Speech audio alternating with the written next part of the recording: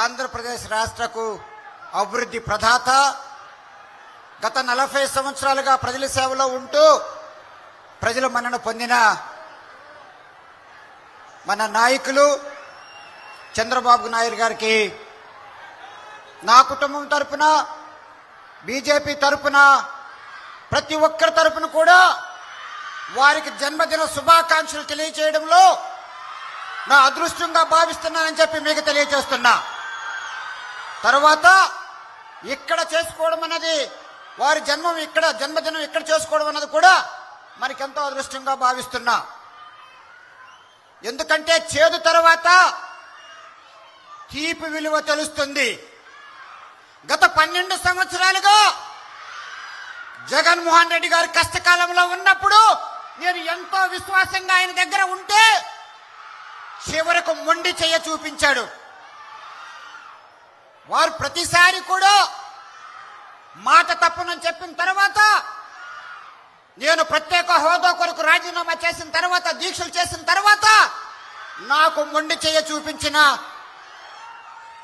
మానవత్వం లేని జగన్మోహన్ రెడ్డి గారు, ఆ పార్టీ చివరికి ఎలా తయారైందంటే ఒక డ్రామా ట్రూప్ కంపెనీ లాగా, ఏ మాత్రం కూడా ప్రజాస్వామ్యం లేకోకుండా అవినీతితో ఎలా తయారైందంటే మా లాంటి వాళ్ళు ఉక్కిరి బిక్కిరి అయిపోయాం. గత 5 సంవత్సరాలుగా వారు ఒకసారి అవినీతిపరుడుగా జైల్లో ఉన్నప్పుడు నేను వెళ్ళినప్పుడు నన్ను ఆహ్వానించారు.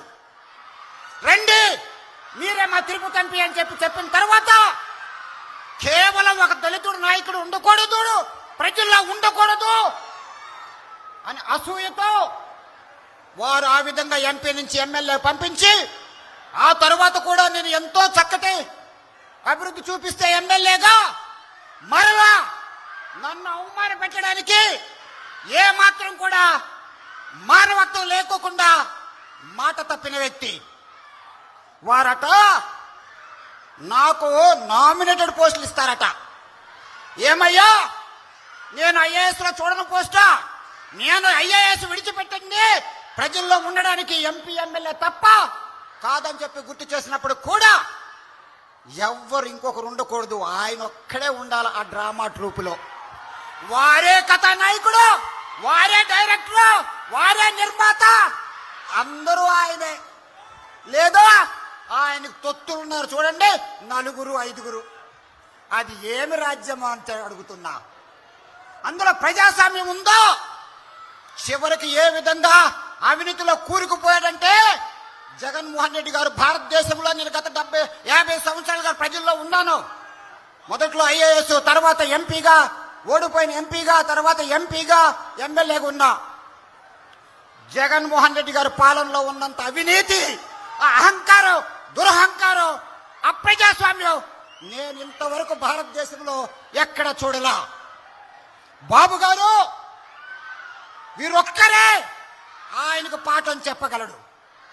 ఈయనొక్కరే అనుభవంతుడు, అభివృద్ధి ప్రదాత, సంక్షేమాన్ని అభివృద్ధిని కూడా రెండు కళ్ళగా తీసుకువెళ్ళగలిగిన మహనీయుడు చంద్రబాబు నాయుడు గారిని మనం తప్పనిసరిగా మన కొరకు, మన భావి తరాల కొరకు ఆంధ్ర రాష్ట్రంలో ప్రజాస్వామ్యం ఉండాలంటే ఈ మహానుభావుడిని తప్పనిసరిగా మనం ముఖ్యమంత్రి చేసుకోకపోతే చివరికి ఎంత నియంత్రిత పాలన వచ్చి అహంకారంతో అధికారం ఒక్కసారి కావాలని చెప్పిన తర్వాత, అందులోకి వచ్చిన తర్వాత నీ ఇష్టం వచ్చినట్టు అవినీతి చేసుకోవడానికి ఇది ప్రజాస్వామ్యం అయ్యా? ఓ జగన్, నీ ఇష్టం వచ్చినట్టు చేసుకోవడానికి చెల్లకూరులో ఉన్న సిలిక ఒక్కొక్క గ్రామాన్ని నువ్వు శ్మశాన వాటిగా చేస్తున్నావయ్యా. ఎవడు తాతగాడి సొమ్ము అయ్యా అది? ఓ జగన్, ఎవడు తాతగాడి సొమ్ము? అలాగే స్వర్ణముఖి నది నీ ఇష్టం వచ్చినట్టు నీ అవినీతి కొరకు తాగునీరు, సాగునీరు కూడా లేకుండా చేసావయ్యా. అది ఏమి రాజకీయ నీతి? చివరికి మేమంతా కష్టపడి ఆ పార్టీని ఆ విధంగా తీసుకొస్తే నువ్వు తప్ప వేరెవ్వరూ లేరా?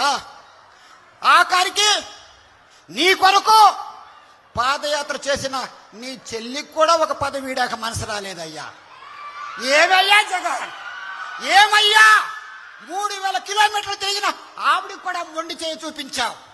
ఆ తర్వాత నీ తల్లి దీక్షలు చేసి నువ్వు జైల్లో ఉన్నప్పుడు ఈ విధంగా మీ కృషి చేస్తే తల్లికి కూడా ఏమాత్రం గౌరవం ఇవ్వకుండా ఆ పార్టీ నుంచి ఆ ప్రెసిడెంట్ పదవి కూడా తీసేసావంటే అది ఎంత అరాచకమయ్యా, ఎంత దౌర్జన్యమయ్యా, ఎంత నియంత్రణమయ్యా. కనుక ఆంధ్ర రాష్ట్ర ప్రజల్ని ఒక అనుభవంతుడిగా, ప్రజాస్వామ్యం కొరకు వచ్చిన వ్యక్తిగా, సమాజంలో సామాజిక న్యాయం కోరిన వ్యక్తిగా, సమానత్వం కోరిన వ్యక్తిగా ఒక్కొక్కరికి చేతులు జోడించి కోరుతున్నాం. ముఖ్యంగా బడుగు బలహీన వర్గాలకి దయచేసి మన చంద్రబాబు గారిని ముఖ్యమంత్రిగా చేయవలసిందిగా కోరుకుంటూ మా అందరికి కూడా ప్రజాస్వామ్యం అందచేయవలసిందిగా చేతులు జోడించి కోరుతూ సెలవు తీసుకుంటుంది.